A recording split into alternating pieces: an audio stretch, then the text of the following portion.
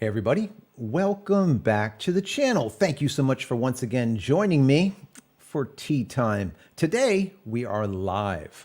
I have my misty morning as I normally do, but today is going to be a live show instead of the normal recording, which is awesome for you guys. That means you'll be able to ask a lot of questions. So before I get into it, I just want to give you a little bit of, I guess, some housekeeping, as we always do. If you're new here, don't forget to subscribe to the channel. Throw the video a thumbs up if you like it in the least bit. Also, don't forget to download my ebook over at jcristina.com/ebook. Once again, jcristina.com/ebook, 10 tips at making tack sharp images. So today we're going to be talking about macro photography with a really, really great guy, Stewart Wood. Let me bring him in here. There you are, Stewart. How are you doing today? Hello, I'm great. How are you? Good. All the way from the UK. Yes. And we From have the times correct rainy finally. Cannock. But don't hold that against me. I'm really an okay guy. I know at first we were like, well, are we going to get these times right? Is it +5? Is it +4? What is going on Yep. here? And well, we finally put Well, it we worked out together. it's +4. Absolutely. So before we get Yeah. started, I want to say, let's go ahead and just introduce yourself, throw it out there, your 30-second elevator pitch, let's say, so to speak, who you are. Okay, my name is Stewart Wood. I am a macro photographer and YouTube content creator from the United Kingdom. And I've been doing macro about 5 years now. And I'm loving it, it's great. And I've been doing YouTube about 3 years. So again, it's one of them things that I just fell into and I love it. And yeah, I love doing these lives as well, which hopefully I'll be doing on my own channel again shortly before somebody asks, because I know I'm going to get asked. Yes. Yeah. That's how we kind of got together. We saw that each other had a channel. We started talking Yeah. about photography. And we're like, well, how about if you come on my channel, we talk about macro, and then maybe in the future I'll go over on your channel and talk about something else, We can whatever hope it so. is. We can hope so. So that'd I be, found your channel when my Premiere kept crashing out, and I'm like, I'm getting frustrated now, and I do a quick search, and it pops up with this this guy that I didn't know who is ditching the entire Adobe suite, and I'm like, this is interesting. I'm going to watch this. Yeah, like this guy is very nuts. interesting. After Yeah, like 15 years Why of would you. you dump Adobe? Why would you do that? Yeah. It's really funny. No, The no, why?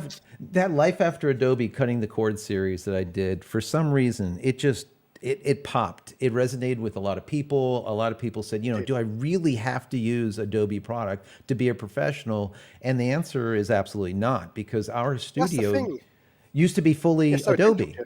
and not any. No, Yeah, that's all right. And now it's and like now there's no Adobe at all. yeah, it's like if you go to the job centre local to me and there's any type of graphic design or any type of multimedia, on the Right. CV it says you have to know Adobe products. So it gets into people's heads of thinking that if you want to go pro or you want the best, you have to go Adobe, and It's it's just just not the sad. case. It's No, really no, not. absolutely. It's sad. And hopefully some of that Life After Adobe cutting the cord series just resonated with people. I am going to be doing a part 2, talking about Mm. that very soon. So I've been getting everything together. There's a lot involved when it comes to that, because I have to test a ton of different pieces of software. And so we'll see what ends up happening. Some of the ones that were at the top before or second might have dropped down, and some new ones made it to the top. And there's some new products that I've never even heard of before that I've been recently trying out that are exceptional. So we'll see how that all goes. Anyways, talking Yeah. macro photography Yes. 101. I know you've been doing macro since, I believe you said 2016. So it's about 5 years Yes. coming up, right? Yeah. Yeah. And Yep. I mean, I shouldn't say we. I saw some of your work and I was like, wow, this stuff is unbelievable. So I have a bunch of it, guys. You're going to be able to see all of it. We're going to go through it, and I'm going to have Stuart say basically what he used to create it, and then also like little tips and tricks, because that's what we're all here for, Mm. right? Is to learn. Yeah. I'm not a macro guy. Have I done macro in the past? Absolutely. Product photography, some of this stuff has a lot to do with macro, especially some watch work that I've done for some big companies in the past. But macro as a whole, I think, is a very interesting space because you're actually seeing the unseen, which I think is fascinating. You look at things differently when you look through a macro lens. So I'm kind of excited about this. What I'm going to do is I'm going to bring up some of the pictures while we're chatting here so that Yeah. everyone And can of course, kind of if anyone see. has any questions, just pop them in the chat and we'll get through them. Yes, You know, yes, yes, any yes, questions at absolutely. all, And what I'm apart going from to when my next live's going to be. That's right. One other thing that I want to say: we're going to go on for about an hour. So if you have to take a break, go get another cup of tea or coffee or whatever. Go do that. You'll also be able to watch No, guys, this. you want to take a break and go get yourself a Coke, not a tea, There because you we go. don't drink tea. So what is that? I'm in the U.S. I'm drinking tea. You're in the U.K. and you're Yeah, drinking a Coke. What is this? yeah, I don't that's even know. weird. No, it's weird. It's like the This ain't 502. right. This is definitely not Yeah. right. All right. We started off on a bad foot already. Anyways, but what I'm going to do is I'm going to take breaks every like 15 minutes and I'm going to have Stuart reintroduce himself because there's going to be people coming and going throughout this hour. We'll see how it goes. If we go a little bit over, we will, but figure on about an hour. If you have any questions, like Stuart said, put them in the chat and we will answer them. One of us will pick it up and we'll highlight it and we'll talk about it and hopefully get those answered. But also, if you're watching this on replay, don't worry. We're going to be in the comment area also on that video, so we'll be able to answer you then also. So that's Yeah. going to be, that'll be helpful, I think. Anyways, let me go ahead and bring up this first image and see what's what with this. Now, this right here is one of these very interesting images. I'll bring us both up on the screen here, but Yeah. I find this really fascinating. Now, it looks like a praying mantis. Is that what that is? It is. It's a spiny flower mantis, that is. My And goodness. now, Getting the sun just like that, that's really super cool. Love it. yeah, don't try that unless you know what you're doing, because if you get it wrong, you're going to burn out your sensor. Okay, Yeah, but burn that out is your the real sensor. sun. It's not a fake sun. It's not a lamp or anything. It is a fake sun. Yeah. And Yeah. for the eagle-eyed viewers out there that are wondering, we don't have praying mantises in the UK, so that is a pet praying mantis. Oh, wow. And Okay. all I did is, just as the sun came up in the morning, I put a stick on the window ledge as the sun was coming up, positioned the camera so that it was right behind the top of, because I knew where the praying mantis I wanted it to be. Uh-huh. And then just put the praying mantis on, and generally your praying mantis will head upwards if you put him on a branch. So he literally just ran straight up there, and then when it gets to the top, he just sits there, and I was able to capture that. That is the coolest. That is really, Mm. really neat. That is really neat. Let me go and bring up one of these others. Here we go. Let's see. There we go. So this right here, it looks like, it looks like abstract art. It doesn't look like a Yeah. picture. So what is that? That is oil on water. Very, very simple technique to do if you want to give it a go at home. You just get a clear bowl. So you want a clear glass bowl. You elevate it above. I used Coke cans. In your case, you might want to use teacups. Okay, and you elevate it up. You put some sort of texture underneath. Yeah, and then you got some water in there. You put a teaspoon of oil in. In this case, this is just sunflower oil, and you can get different types of oil depending on the where you are and whether you want that yellow tint in the image or not. It didn't really affect my images, but you put it on there. You set your camera up above, looking down, and then you can capture these stunning images. Yeah, Obviously, they don't look like that out of camera because, if you're playing with water and oil, you're going to get little bits of dust and dirt in there, and you have to go in there and right. retouch all them out, which it's a bit time consuming. It amazes But yeah, me you get how some really tight, nice images. how sharp those edges are. It looks like graphics. It's amazing the sharpness here as far as When the oil's in the water, edges. it flattens out to a certain height. So all you got to do then is just select your f-stop that's high enough that the depth of field covers the whole of the oil. Gotcha. And then you just have fun then, because once you've set your camera up, that's it, because you're not moving the setup. You swirl it around with your finger, change the background texture, because they're all those images, the oil is the same. All I've done is just change the background card. that's Wow. underneath it. And if you've got Now- an iPad, you can use an iPad. Slot your iPad underneath, and you can Oh, even control the exposure with the Right brightness from of the underneath. iPad screen as well. Yeah. That's amazing. Here now, this one is from a four. Now that was an 80D. This is a 400D. Yes. So we're going backwards a little bit here. Oh, we're going backwards with this one. This is an older image. How long ago was this? The image is fairly new. Is It was it? taken on older equipment. Yeah. Gotcha. I don't know if you get these because obviously you're a YouTuber as well. But as you upgrade your equipment, people start thinking they've got to upgrade with you. And I was getting Right. lots of messages saying they've got the same camera as me and that. And I'm like, you don't need to go out and buy the same camera as me. And what I did is I have this series called Macro Adventures where I go outside and I record video, and it's literally whatever happens, and I document it. And on the one video, I chose to take my first camera that I ever had, which is the 400D, put the 50mm f1.8, that's the nifty 50, the plastic fantastic, with extension tubes on, and I took it out just to prove a point that you don't need the latest equipment to get started. And that's the important point, it's to get started. Yeah, I mean, once you start, and it's the same with any photography. Once you start and you find a passion for it, then you start upgrading your equipment, towards that path of what you want to do, if it's portrait or macro. And with the macro, it's literally you go towards, I want to upgrade the flash, obviously. You want to put that up, get a macro lens, and you start upgrading the equipment. But sometimes I do get asked, can this work on an older camera? So I keep all my old cameras just in case someone asks a question like that, and I can bang out a video to show that it does work with older equipment. Yeah, so it doesn't really make too much of a difference. You can still get some amazing images. Now this one right here is from a 650D, and that is absolutely gorgeous also.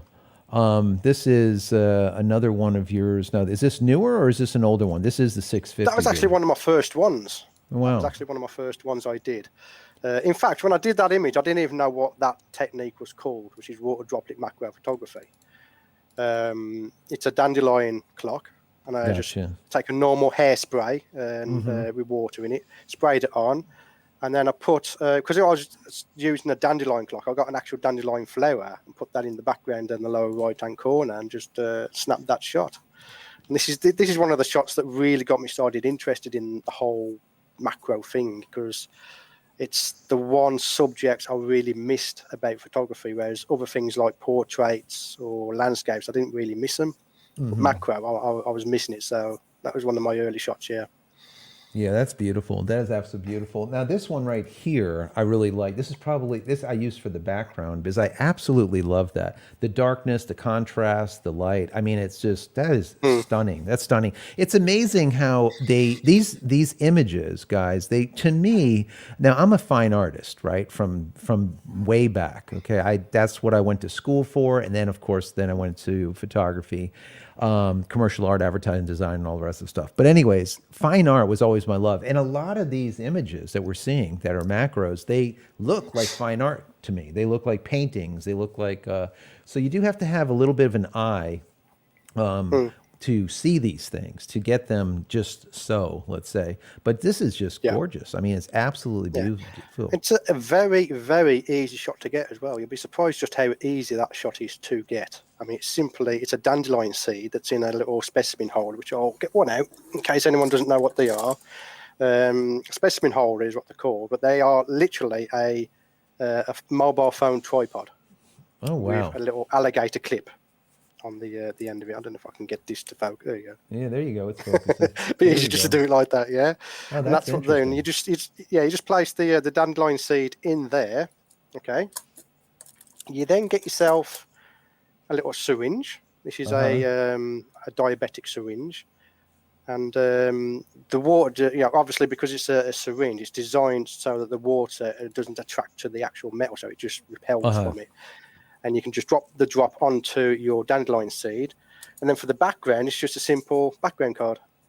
Wow! And it's lit by the studio lights, because that one was a result, I believe, if I remember right, it was a result of a video I was recording. So the whole scene was lit by the normal video lights, which back then were just little LED video lights that cost £20 off Amazon or something like that. Wow, that is. When you first start YouTube, you haven't got a budget, have you? You That's know? no, it's exactly right. You Yeah, spend it is. you It try is. you try figuring out where to spend your money, where not to, Yes. and a lot of people think that you need the absolute best gear out there to be able to produce No. amazing No. images, and the answer to that is absolutely not. Some of my older work with a 20D, 30D, 40D way back in the day, an old 5D Mark One, even a 1D. I have the original 1D that was 4.3 megapixels or 4.2 megapixels.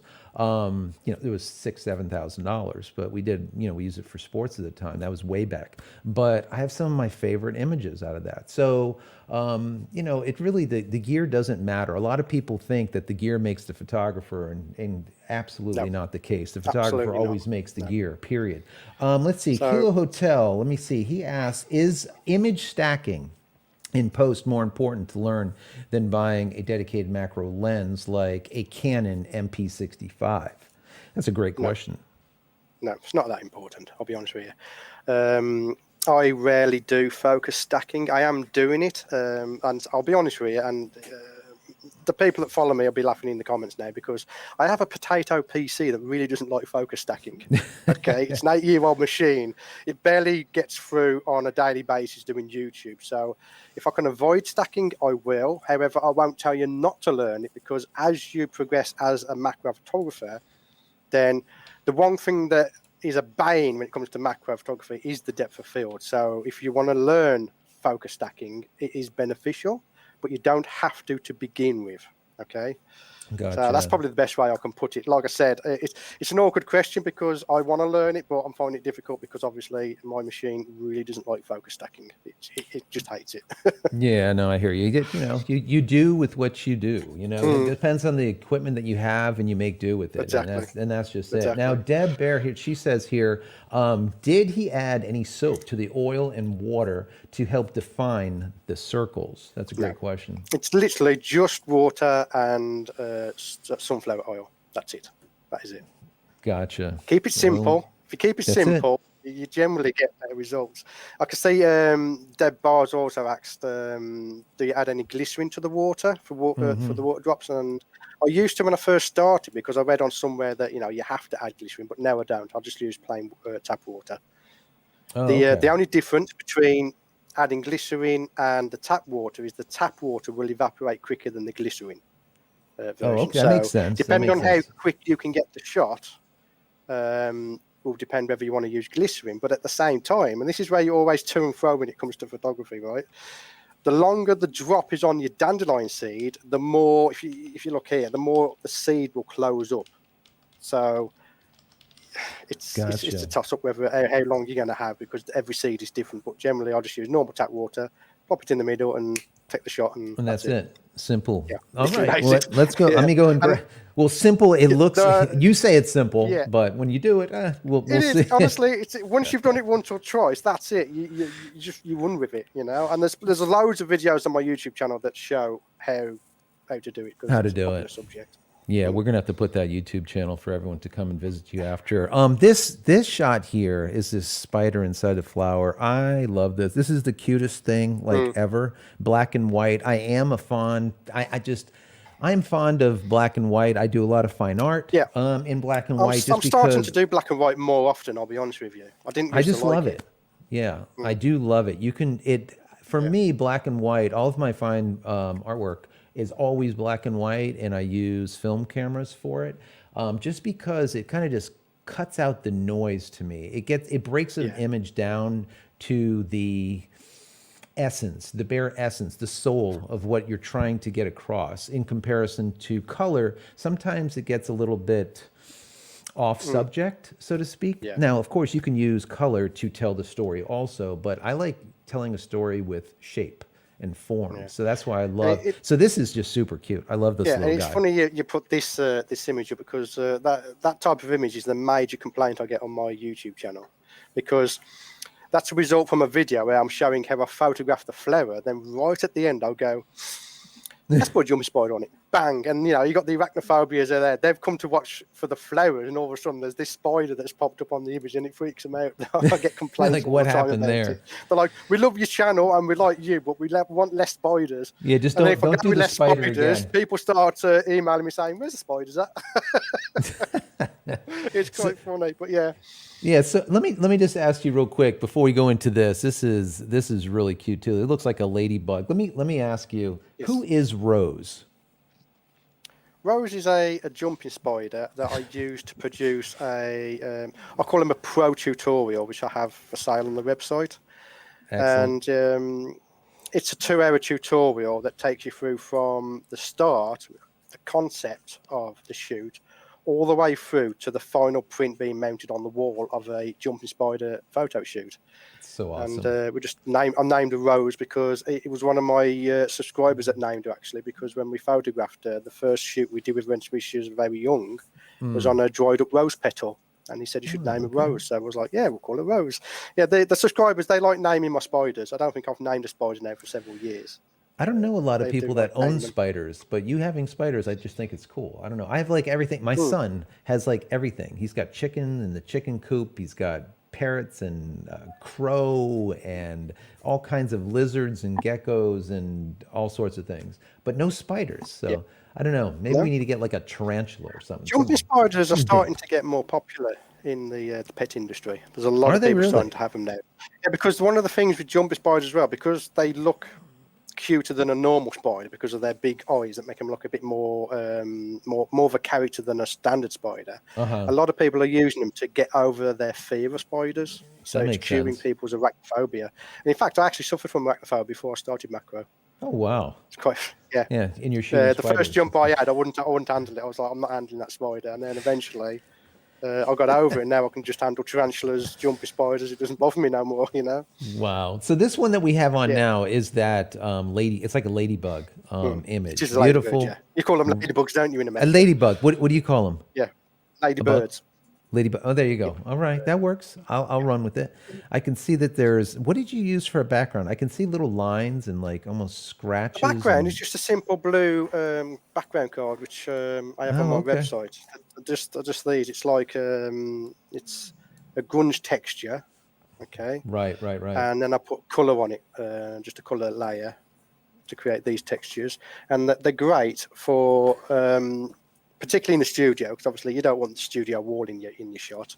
But I Right, also right. use them when I'm out and about. If I don't want, you've seen the typical macro black background that you get, Mm-hmm. which is caused by the inverse square law of light, because your flash can't physically light the background, so it comes out black.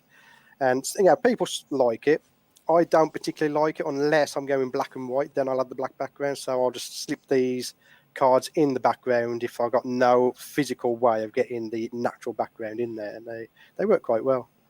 We have a question real quick. It's more Hmm. like a statement, but I think it's a good thought here. I think is Kilo Hotel says, "I love macro shots, but I hate doing post work. Yes. I guess having to do the post after the fact."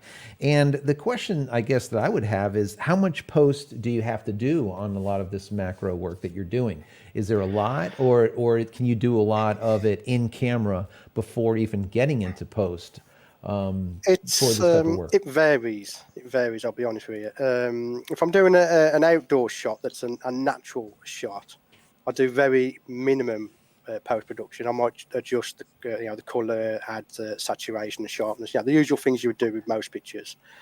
If there's anything distracting, like if the bug's got something on its eye, like a little piece of dust, I might remove that. But that's about all I'll go. But the studio shots, which are more the fine art type of shot, I will retouch them to hell and back, basically. Anything Wow. that's distracting, anything that's bugging me, it goes. It's like if you do a beauty shot on a model and you're taking up out all the spots and you're enhancing the skin. It's basically the same thing. I approach it the same way because if I want to create a print, then I want it to be the best print I can possibly do. And some retouching has gone on for 6-7 hours. Oh, Just wow. Yeah, retouching, no, it because is. It is. you imagine the amount of dust you can get on a spider, because they don't clean themselves, so they can get quite That dirty. spider's a little you bit know. dirty. Yeah, and I mean, if you bring up a jumping spider image, you'll Yeah, see all the what? little Before I fine get to the, hairs. yeah, you know Yeah. what? We're gonna get to the spider images. I think in the next Hmm. batch. I have two more here from the Canon 650D. And once we get Yeah. through that, we're gonna get into the jumpy spiders. This thing I just think is It's like anime. I don't know. It's like to me, this is like the cool, the coolest thing. I could see this battle happening. I could just hear the entire thing. You know, it's like a whole story. You got like this little green dude. You got like this guy. It's like orange red. They're about Yeah. ready to just battle it out. And I would imagine Now, these things go to war. I mean, they kill each other. oh, they would kill each other. The green dude is actually the same one from the first picture with the silhouette with the sun. That's the same Gotcha. praying mantis. Yeah. Now, for anyone who's watching, that is actually a composite image. Oh, okay, So gotcha. each mantis was photographed individually because if you put them basically like they are in that image, they will literally kill each other.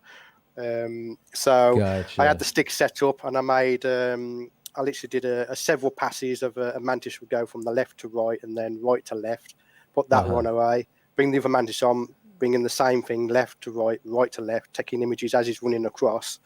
And then what you do is you just place your hand above the middle of the frame, and as they come under, they go, "Oh, what's that?" And they go to reach up, and that's how you get them to lift their arms up because they want to get off the Okay. branch and onto something else. And then obviously in Photoshop, just stitch the images together, do a little bit of post processing, and that's the result. It's beautiful. Absolutely There's actually beautiful. a making of that image on my YouTube channel as well. If anyone Nice. wants to see the full behind the scenes, you can go onto the channel and see that. Yeah, when I saw that, I'm like, these things are going to fight. This is going Yeah, to be war. So that's good. At least they didn't definitely. battle it out. Now, what is this No, image right here? This is absolutely stunning.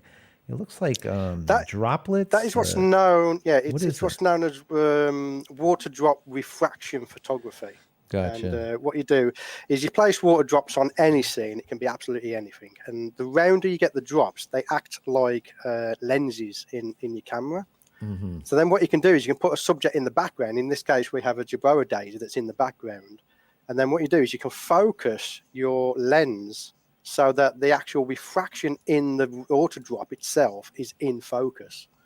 And that's the result you get from that. It's a really fun technique you can do.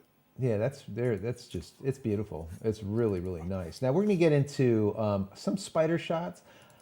This is another black and white. I absolutely love that. This Oh right yeah, here. Now, is that a tarantula or what is that? Because that that's is not that a is a jumpy spider. tarantula. That's a That is a big tarantula. spider. It's not quite macro, but what it was is it was a mashup of my portraiture work and my macro work. And I got to give the dibs to Kirsty, the model, who is modelling for that. It was actually her idea.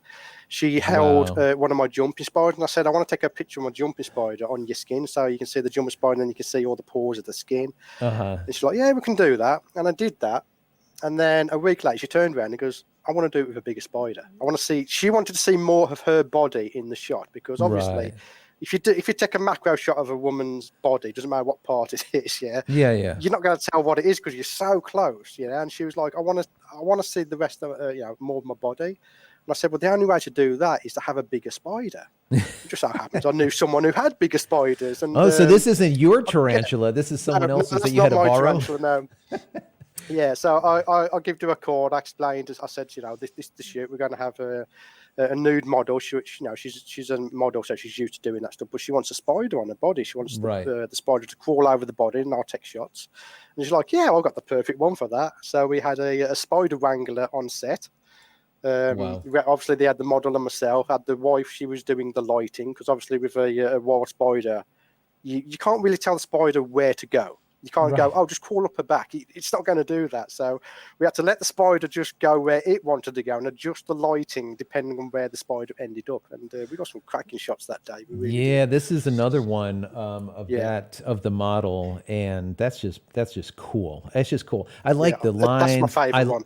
I Yeah. like the symmetry. You know, symmetry is something that you like or you don't like. You know, Mm, it's the idea of understanding photography, rules of thirds, and all the rest of the stuff, and then breaking them, and then thinking yeah. about things with a graphic type of mind in comparison. So it's different. Like this right here, the body shape, absolutely perfect. The positioning, the hairs. I mean, just everything. I absolutely love that.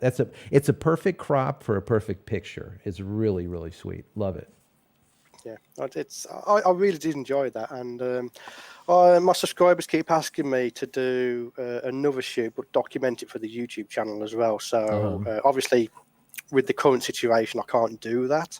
But as soon as everything gets back to normal, we are going to be doing another spider shoot like that. And it will be on the YouTube channel, like a behind the scenes making of. So Right, that's going to be right. an interesting one, that's for sure. It Let was me hard enough doing it when I'm just doing the photography, let alone presenting for YouTube as well.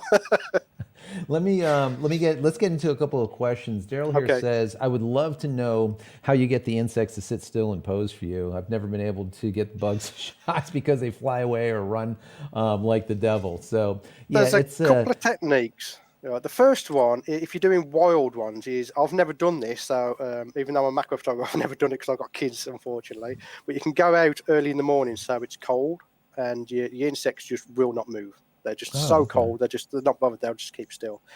When it comes to the jumpy spiders and that, it's literally you got to get to know their behaviour. I mean, jumpy spiders, they're very curious creatures. They'll run around, they'll look at you, look at the scene, but then from time to time they will keep still and give themselves a little bit of a wash because they have no eyelids, so they have to wash their eyes like with wind wipers type thing. It's just Oh, they go okay. up like this with the pepper pelts, Right. and when it sits still, you can grab the shot.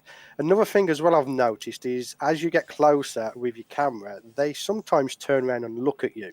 So that's another opportunity to grab it. And if all else fails, feed it.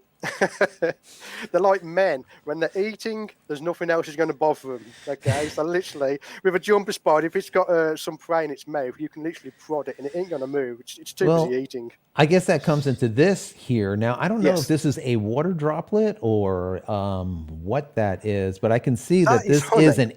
it's honey. I was going Yeah. to say honey. Yes. That's Yes. so Yeah. he's like very excited to get to this little Yeah. honey drop. So that's Oh, yeah. there you go. That is actually at 5 times magnification. Very hard to do. Handheld. Wow. My I've got goodness. there's a video of me doing this, so you can see it is. And what it is basically you put an ant onto a scene, even in the garden when they're running up and down the plants. If you put some sugar water or honey or anything like that on, at minimum, that ant is going to keep still to inspect what it is. If he likes it, he's then going to drink it. So that gives you a little bit more time. And generally, you got about 30 seconds if they're going to drink it to snap that shot. Nice. That is Yeah, it just works so on wild insects as well. yeah, he was Yeah. excited about that ball of honey. I Oh can God, he guarantee was you he was that. very excited. It's like, Yeah. wow, he's going to go call his friends. They're all going to be here, and that honey will be absolutely gone in a moment. Now we're going to get into some of these jumpy spiders. Now, this thing, look at this. How many eyes are they? 4 and 4? Is it 8? Is it 4? How many they wrap They have around? 8. They have They 8 wrap altogether. around So the you have head. 4 coming Yeah. forward, 4 backwards. That is it's the cutest Yeah. thing and the ugliest thing at the same time. I just are those It's the like two front eyes. You'd be they're so surprised. The two big. front eyes that actually have vision that are equal to human beings' vision. So they can Really? see as well as we do. And then the other eyes are like, for surround, knowing their surroundings to see Yeah, if like a anything's approaching them 360 and stuff type of like that. thing. Yeah. And these spiders, they don't make webs to catch their prey. They literally jump on their prey Oh to, wow. to catch them. And that's hence why they're called jumping spiders. That is a So, wicked looking spider. yeah. Here's And another one. Let me bring in there, another one here. Here's yeah, I gotta another say one. that his pose there is him cleaning his mouth part. So that's another one. Going back to that question before, how you keep them still, because sometimes they'll keep still and just start cleaning Let me their mouth parts, and you can just Oh, grab okay. a shot Okay. while they're cleaning themselves. Yeah. That is just I mean, when you look at these, it looks like a tarantula, Hmm. but this is small, right? This is probably what, a 1 inch Yeah. spider or something? This is I'd say it's about 2 centimeters. That one is because it's a Okay. male. They're slightly smaller. But going back to the question about post processing, if you look at all the hairs on that Uh-huh. spider. Yeah, the worst one I've ever had is practically nearly every hair had a grain of sand or dust on it that had to be Oh. retouched out. And it's the older spiders because as they get older, they get a bit lazy and they really can't be bothered cleaning themselves. Because that's another one as well. If you can find an older spider out in the wild, it's not going to run away from you very easily because it just can't be bothered. You can That get is some just shots of them as well. That is just, it's beautiful. I mean, it really is. Let me get a question in here. Let me see here. Yep. Steve H, he says, when you use, let me see, when you use a bellows, do you focus with the bellows or with the lens? That's a good Generally, question. with bellows, extension tubes, or the actual dedicated macro lens, I set the magnification first, and then I focus by moving the camera in and out. That's just the Gotcha. way I prefer to do it. So you get that exact, so you get a semi, let's say close, and then you get it Yeah, exact after the fact by going yeah. in and out. It's like, I mean, when it comes to experience, because obviously with photography, experience is king. Practice and experience is king, I should say. Right. And from practice, I can tell now with jumping spiders and any other insect roughly what magnification I need. So I'll just grab my lens, set it to whatever magnification I need, and then just move forward and backward. And if it's slightly too much or too less, just adjust the focusing ring slightly and then refocus and snap the image. And away you go. Yeah, Kilo Hotel said those background cards are a great idea. Yeah, that just makes it super simple because Yeah. then you can have a multitude of backgrounds because you're only dealing with something really small. Mm, Then you can light them however you want to light them. You don't need a ton of light. So the amount exactly. of gear that you need to do macro is macro, right? Everything is It's smaller, small. which Yeah. is really, The only really reason I got a great. big bag is because I do YouTube. As you Absolutely. could probably imagine, when you're going outside, you got to take two cameras, two tripods, two lenses because you're doing YouTube. Yeah. Absolutely. Yeah, But I if know it's when just the we macro do, equipment, most of the time I don't even bother taking the bag if I'm just doing my macro. that's right. I know when I was But doing a lot of that's sorry, go when on.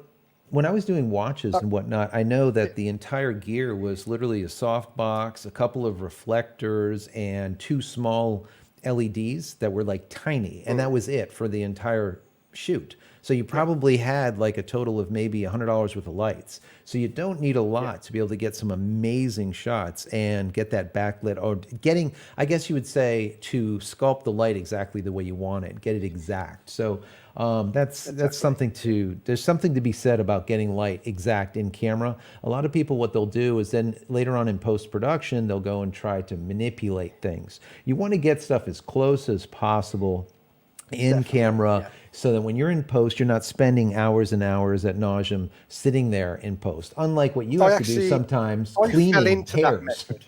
What was Yeah, I that? fell into that method. But I fell into that method when I was doing portraits.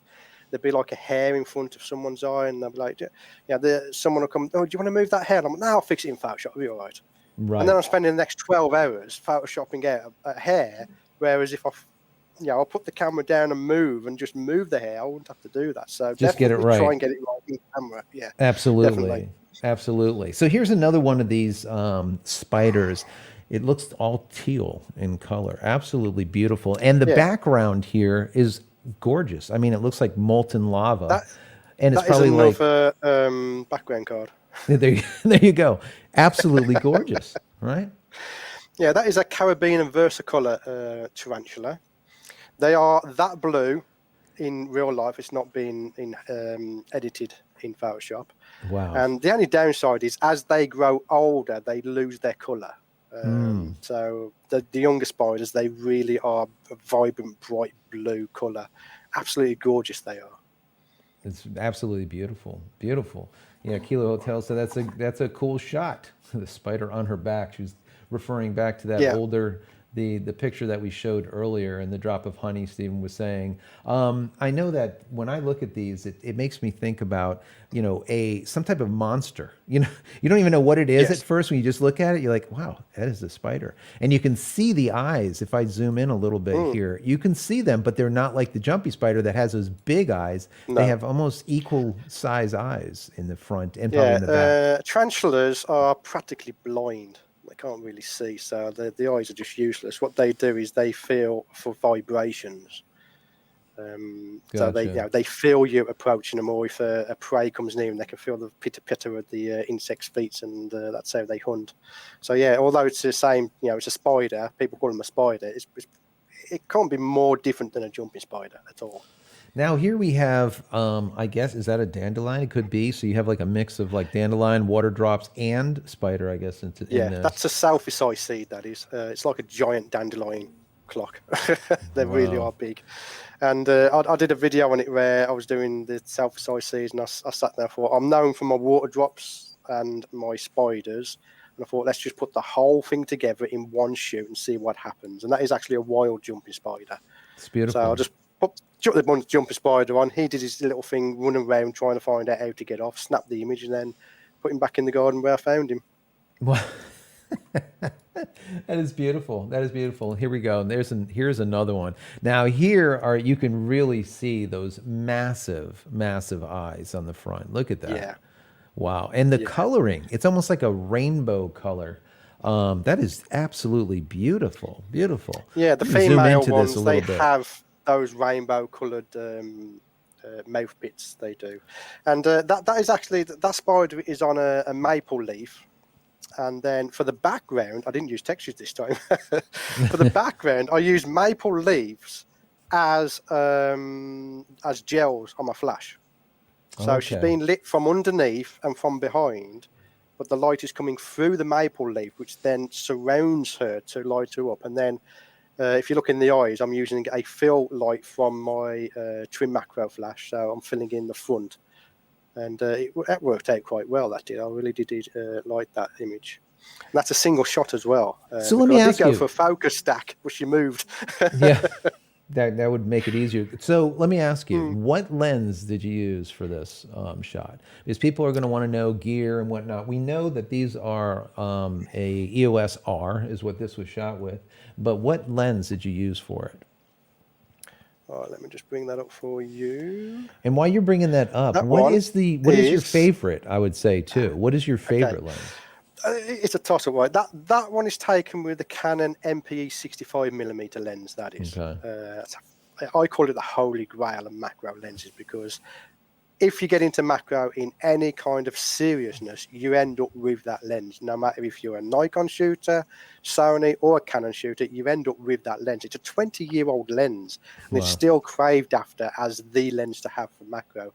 And it's simply because, I mean, it's got great build quality. Obviously, it's a Canon lens, Right. but it goes from 1x macro to 5x macro. So you don't have to take it off and put extension tubes on. You don't have to put magnifying glasses on there. You literally, I've got it here. You literally just take the what people would think is the focusing ring, but it's actually the magnifying ring, and you just twist it to adjust your magnification. So if you're going after small subjects, you literally don't have to take that off your lens at all. So that is one of my favourite lenses. The other lens I like, which is currently on my setup, is the Laowa 100mm 2x macro lens. And I could say now, I mean, I think there's a couple of people asking about they're considering a 100mm lens. Yeah, For I think it me, was Daryl was asking about that yeah, as far as there's two extension different paths you want to tubes. go down. Yeah, you've got build quality or optics at the moment. Okay, so if you're after a rever sealed monster that you can take in the rainforest and it's going to just take whatever you throw at it, you're looking at your native macro lens. So that would be the 100mm Canon, Nikon, Sony. You got the 90mm Sony. You got the Sigma. They do a really good lens that's half the price of the Canon. You got the Irix 150mm and the Tamron 90mm. Or if you want to go for superior optics, which is what I do, because the end result is the image at the end of the day that I want. So I want superior optics. It's got to be the Laowa 100mm. I mean, it's 2x magnification instead of 1x. Most of the lenses are only 1x, so you're getting that 2x reach. There's no distortion, no chromatic aberration. So if you imagine photographing the jumpy spider, the black and white one, on the Canon lens, I have to fix chromatic aberration where the white hairs meet the black hairs. Right. With the Laowa, I don't have to do any of that. It's literally just bang it straight out, and it's absolutely fantastic. The that goes optics back in Laowa into are second to none.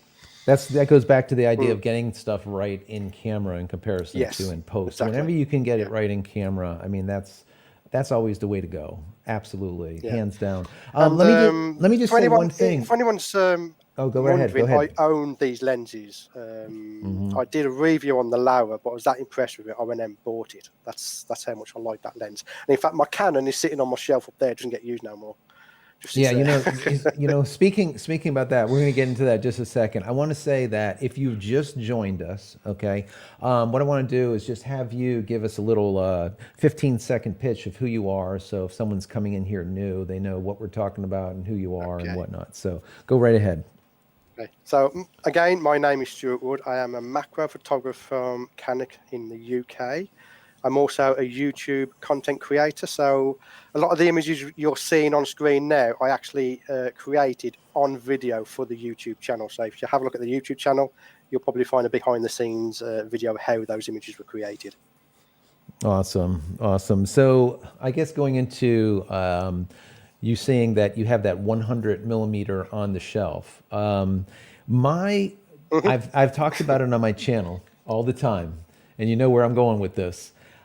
This is my absolute favorite macro lens. Let me see if it can actually focus on that. All right, this is a 90 by Tamron. Now I know your people that are watching us right now are probably going to say, this guy is out of his mind. How is this so good? Because I know you absolutely love Tamron, right? Oh yeah, I love Tamron. Oh, my chair's just gone. Yeah, I love Tamron. They're absolutely fantastic.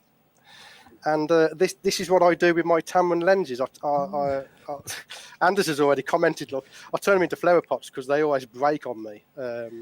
Yeah, let So, me see that. You got to hold that up again, nice and sharp. Bring that hold on. bring that up into frame. I love this. So that is. Let Let me me let just it get this. focus. There we go. So the Tamron There you lens go. now So is it's a cactus. it's a plant It's pot. a plant holder. I love Yeah, it. I love it. yeah. So yeah, well, And so so yeah, I mean, it's experience at the end of the day. Someone might have Tamron lenses out there and had no issues at all. But in my experience, I've had two Tamron lenses. They both broke with the same error, which is an aperture froze up, so the aperture doesn't close down when you use it. right. A friend across the road who's a landscape photographer, his Tamron packed up. A mate who, Lee Hall, everyone will know Lee Hall if they would follow me, he had a Tamron and he's packed up as well. And that was actually the 90mm macro. His Tamron packed up. Yeah, so it's kind of a running gag on the YouTube channel now that if I have a Tamron lens, that it's going to get turned into a pot. If Tamron ever It's watches my videos, you're welcome to change my mind and send me one for review, okay? there you go. There you go. So I Prove me mean, wrong. Prove me wrong. I have to, with my channel, I always am unbiased with everything, and I basically say how it is. It doesn't matter if someone gives me a product or if I'm reviewing it and they've given it to me or whatever it is. I'll just kind of say it how it is, and that's what people I love. do. I do. Just ask the guys from Luminar; they'll tell you. Yeah, exactly. No, it's true. I did I did a review on The theirs. thing They is, I had some mean, problems if too. if we're talking about doing YouTube, okay, the second you put out a video that is for just affiliate clicks is the second you lose your audience. Absolutely, You've only 100%. got to run your audience once, and that's it. So But anything I get, it's literally I'll just tell it like it is. If I don't like it, I don't like it. yeah, But if it's because of an issue with the product or something, I will contact the company first just to say, is this normal or is this a defect that I've got in my unit, and give them time to right, address it. right. I But if they actually don't address had. it, it goes in the video. Absolutely. I had Mm, two Tamron lenses that did have problems that I sent back to them. They fixed them, and that was kind of the end of it. Nothing major, but just slight problems. But, I'm sure usually, when they see someone that is a content creator, they obviously want to give you, a little bit better treatment because they don't want you to say bad things about the product. So, you yeah. have to weigh that in also. But I have to say, though, I stopped using, just like you have that Canon 100. I sold my Canon 100 and I went straight with this Tamron 90 just Mm, because the damn thing is so sharp. I have probably about yes. 25, $30,000 worth of lenses. This stupid thing is the sharpest out of all of them. Now, is it a Yeah. fluke? I really don't know, but it's just No, it's that sharp. rock solid. It's sharp. Yeah, Like I so said, so sharp. eventually, I mean, we're only small channels at the moment, so we can't afford to go out Right. and buy these lenses for reviews. So if at any time Tamron were to contact me and say, would you take a look? Yeah. And like I've spoke to you before about this, where I was actually going to approach him at the photography show before this whole situation in the world happened. And I was going to say, you know, send me over a few lenses. I'll give them a good run through and, tell my audience what I feel about them, Right. And when it comes to macro, sharpness above all else is the motto, basically. The sharper you can get it, the better. So when I first used my Canon lens, I was all over it. It was fantastic. I thought it was the best thing in the world. It's got a red ring on it, for God's sake. It's going to be the best, isn't it? Right. And then when I shot on the Laura, I was blown out of the water. It's half the price, and it's twice as good. Right. You know what I mean? And I sit there and I'm thinking, Canon, how are you doing this? Now, I know they're working on an RF 100mm, but I honestly think it's going to be a rehash of the EF version. It could be. It could be. It could be, The RFs, though, have been amazing. I mean, the RF lenses they have been if you've got a wallet that absolutely can amazing. support it. That's true. No, But it's that's like true. it's like I said, if they release the 100mm RF lens and it's slightly sharper than the EF version, but it costs £2,000 like the other RF Right. lenses, it's going to be it'll fail. You might as well adapt. Yeah. £450. You might as well adapt what you £450 for the have. Laura. Absolutely. Let me see. Let's So, hit up a couple yeah. of questions here. We Yes. have Kilo. Kilo Hotel says, "Are you hand holding most of your shots? Or are you using a rail system?" Great question. Most of my shots are handheld. I'd say 90% handheld. The water droplet ones, they're on a tripod because I don't use a flash. I don't like the reflections of a flash on a water droplet, so those are on a tripod. Gotcha. But everything else is handheld. And my rig, which I've got behind me here, if anyone wants to see it, which is there, it's designed all around handheld macro photography. So Gotcha. that's that. There is a video about that rig on my channel if anyone wants to get more details about exactly what's in that setup. We have Robert Varner. He says, let's see, Robert Varner. He says, do you ever use lens reversal method? Basically taking one lens and then abutting it in reverse to another. It's kind of the poor man's macro. It works. I haven't butted one up against another lens, but I have used reverse lenses on the EOS R. And in fact, the thumbnail shot of this video is shot with a reverse 28mm Tamron. I got Tamron on the mind now. Look, you got me winding. You got my blood pressure up thinking about it. The thumbnail shot of the spider on this video is shot with a Tokina 28mm reverse lens onto the EOS R. So I have used them. And they're great. It did work well, but the working distance of the lens wasn't brilliant. And if anyone doesn't know what the working distance is, you've got two things when it comes to lenses. You've got the focusing distance, and that's the distance between your subject and your sensor, okay? But in macro, that's no good, okay? So we call it working distance, which is the distance between your subject and the end of your lens, which is going to spook it. So the less working distance you have, the more chance you got of spooking your subject. So what I found with the reverse lens, it had less working distance than a dedicated lens, but not by much. Okay, so don't think you've got to have a dedicated lens, because you don't. You work with it, you know what I mean? Just keep practicing. Right. Let me see. Stephen, Morton. He says, how many shots on average will you shoot per setup to feel comfortable that you got the image? So are you banging? Are you? So honest to God, right? If you find a subject and it's still, shoot until it moves, okay? Because you can never have too much. Because what I teach is, what I normally do is, if I see a subject, I'll go in, snap a single shot, so you got a shot that you can rely on. I will then attempt a focus stack, so I'll shoot at the front of the subject, move the camera backwards to capture as many focal planes as possible, and then we can bind them together in post. And even then, I will just carry on. I don't bother reviewing the image, because you haven't got time. That thing's going to fly away. Right. You know? Right.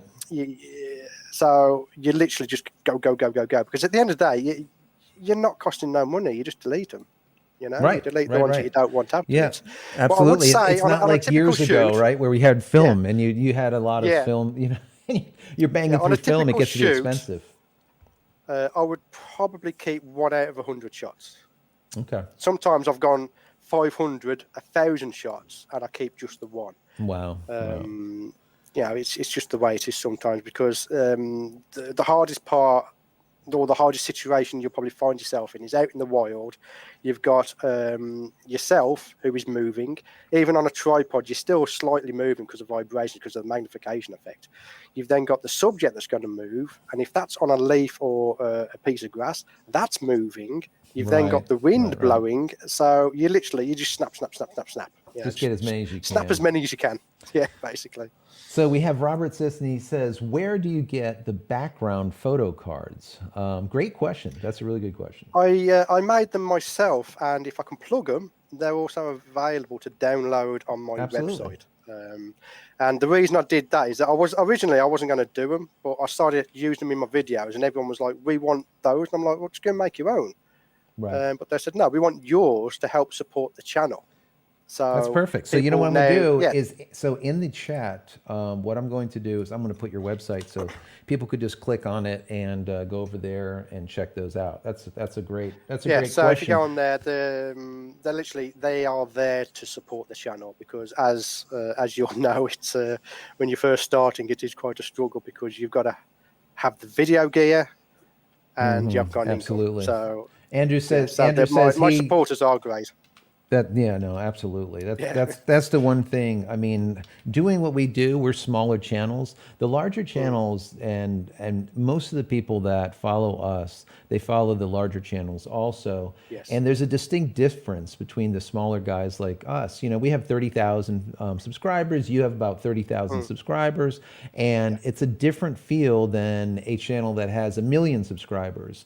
What we've found is a lot of the bigger guys, not all of them, but a lot of the bigger guys, they're, you know, a lot of the things that they're doing, they're selling stuff that's not their own. And they're doing reviews that are based on payment. And it's very difficult to get an authenticity when you're getting paid to do a review on something. So I don't know how many offers you get, but I've been turning them down. I've been getting some weird offers. Like I know. I had one. I'm not gonna mention of them for legal reasons, but a company contacted me about some software that they wanted me to review. I said, send over the software, I'll take a look, but it didn't work. So I was like, I'm not doing it. And they're like, well, we'll pay you. I'm not doing it. If it doesn't work, if I can't get it to work, my subscribers aren't going to get it to work, you know? No, going absolutely. back to the big YouTubers, I've got a story here where I'm gonna take a guess that the people that are watching know Jared Poland, Phronos Photo. He reviewed a macro lens a few months ago, and all of a sudden I was getting pinged because he put in Instagram. He said, you know, here's the review of the macro lens. What tips have you got for macro? And instead of people giving them the tips, they kept tagging me in and saying, talk to Stewart Wood. And then people are going, yeah, a Fro and Stewart Wood collaboration. You know what I mean? I'm like, Jesus, oh my God. I mean, that was mental when that happened. That's the kind of thing that happens when you do a specific thing, a specific genre that you're good at. You'll get requests to display your work or to help someone else. I personally think collabs are really powerful because you can get onto other people's channels that you might not have normally been able to go to, share your work with them, and hopefully kind of trade subscribers. I hope that people that are watching this will go to your channel and subscribe to it because you have fantastic work, number one, but then you're a hell of a nice guy too. And I think that's really important. People, you know, I always say people do not buy products, right? People buy people. So when you are showing your products and saying, pick up my product to help the channel, it's similar to when I create my products and I say, listen, I don't sell anyone else's crap on my channel. I only push my own stuff. So it gives it, once again, that feeling of authenticity. So when you are reviewing stuff, you're not, you know, it feels just pushed and not authentic. So I think it's important. And I do appreciate everyone that supports the smaller content creators like us, and there's a lot of them out there. Let's be honest, without them, we're not gonna make it without. No, absolutely not. We're going to get into more questions. Keep those questions coming, but we're going to check out some more pictures now because there is a bunch of pictures here. This right here now, I guess. Let me see. So this would be a single drop on, I guess, a dandelion, I would imagine. Let me zoom into this. Yes. This is beautiful. I love that. There we go. Really pretty. So Yeah, is so that basically it's the same technique as the one before, just a different type of lighting setup, and again a different background. Basically, that's you can. It's like this: you can never get the same image twice, even if you try. You can't get the same image twice when it's this type of photography. So you get a nice form like this, because the form here is nice because I don't know what they're called, but the dandelion, I don't know, the feathers or the wings, whatever you right? call them, they're not coming up above the drop, which is very nice for this type of photography. So I'll just try different backgrounds, and I'll just change background, snap another one, change the background, snap another one, and then in post, rather than, because I don't publish every single one. When I do a photo shoot, I only publish one image, and it's a rule of mine is, of all the images, no matter how good the images are, you can only choose one. And it's And in funny this with case, I chose the green one. yeah, it's beautiful. It's beautiful. And you can see the dust and like little Yeah. dirt and whatnot in the image itself, which I think is, it just adds to it. I mean, you could, of course, in post-production go and pull out all of that dust and debris and little smudges and whatnot, but it Yeah, adds character to it and it adds an exactly. authenticity in comparison to like If something graphic that someone drew Yeah, or if it's painted. something that's distracting, so if you're not looking at the drop and you're looking at this dust, then I'll Right. remove it because it's distracting. But if the dust isn't distracting, it stays in. You know, I try to get it as close to out of camera as possible in most cases. And obviously, you know, I put a nice little vignette on and a little bit of mood lighting, as I call it, Yeah, which absolutely. is the typical. It's like I believe they call it a matte look. So you raise the black levels up a little bit to give it a little bit of a matte look. Now we have another one here, and now this one is that scary but cute jumpy Mm. spider here. It looks like he's in like a cave, a hole, a piece of bark, wood, something. It's a seed pod, a Is decorative it? seed pod. Wow, Yes, that is just and amazing. it's a video. I've recently done this video on the YouTube channel because people keep asking me, how do you keep the spiders still? You know, I give them the usual answer, you know, feed them or just wait.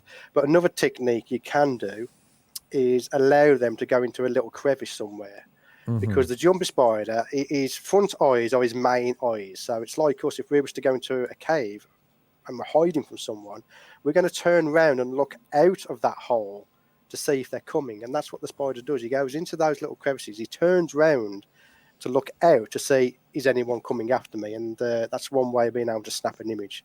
And that is a focus stack, if I remember right, on the Yeah, but image there's a as well. lot of hairs and focus there. I was going to ask you about that. It Yeah. looks like it would have to be stacked, or you'd have to shoot it extreme like fast. So I don't know. Yeah, I it is don't. focus But stack. Yeah. yeah, because we're seeing some really. I mean, the depth there, especially for a macro lens, is a bunch. I mean, even that hair in the front where it's just the foot is just touching the outside.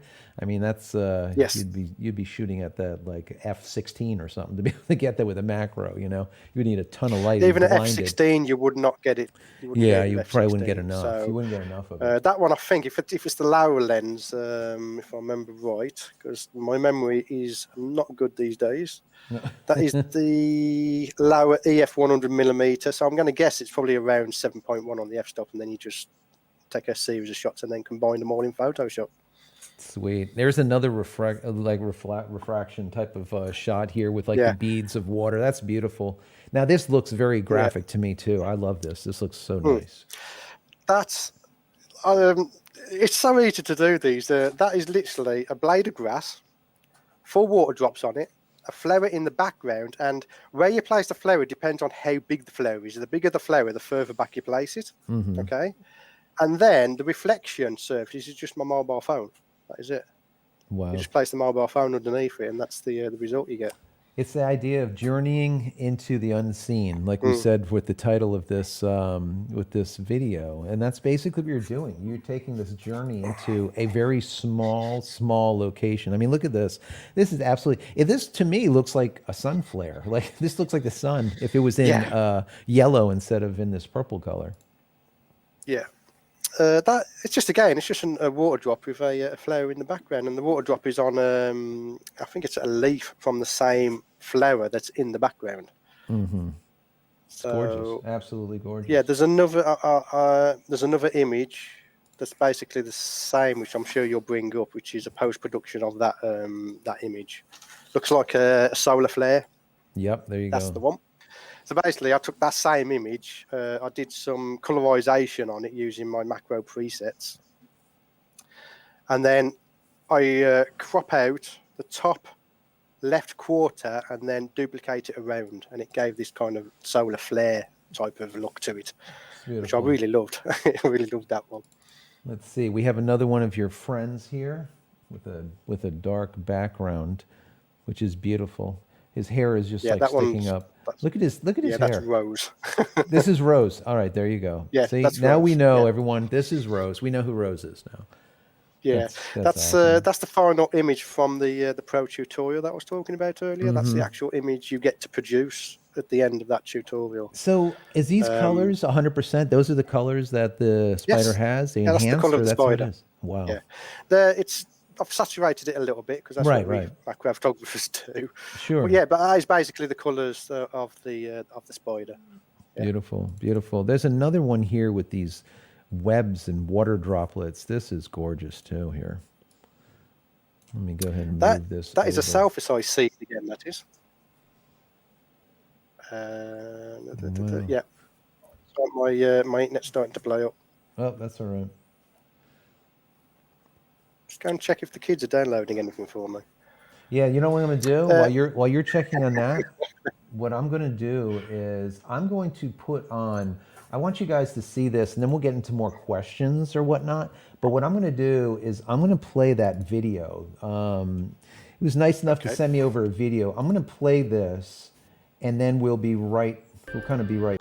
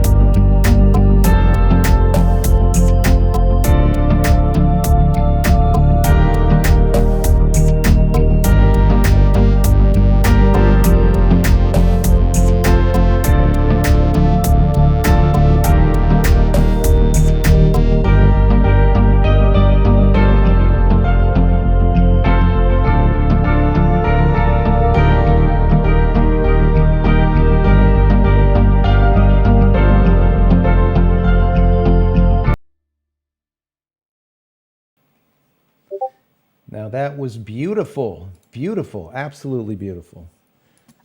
Such a good job. I mean, I don't know. That was one of those things that's like back to that whole journey into the unseen, right? That Mm. right there is it. So, you know the equipment I use. Have a guess at what that was filmed on. See if you can guess what it was filmed on. I would have to say probably, let me see. From your gear, let's say an 80D. Ah, yeah, you got it right, yeah. HD. Well, you know I'm Yeah. psychic, so it makes it Oh, it yeah, hard. you keep doing that, don't you?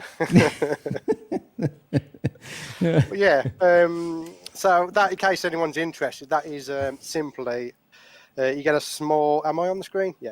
You Yeah, get a you're good. small dish about that big, okay?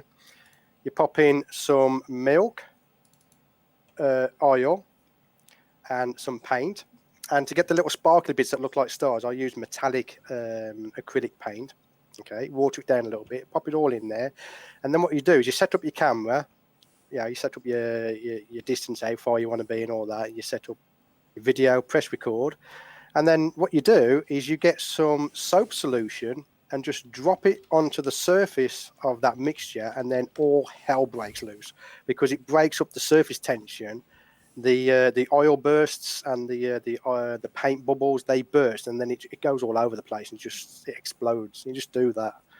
That took about 2 months to get all that footage because after every single drop in, you've then got to clean out the dish and restart from scratch, if you know what I mean. So, Start all yeah, over it takes a again. while to do, but I am actually going to redo a similar thing, but with my newer equipment that I want to do, just explore it a little bit more and do some 4K stuff, see that detail in the glorious 4K.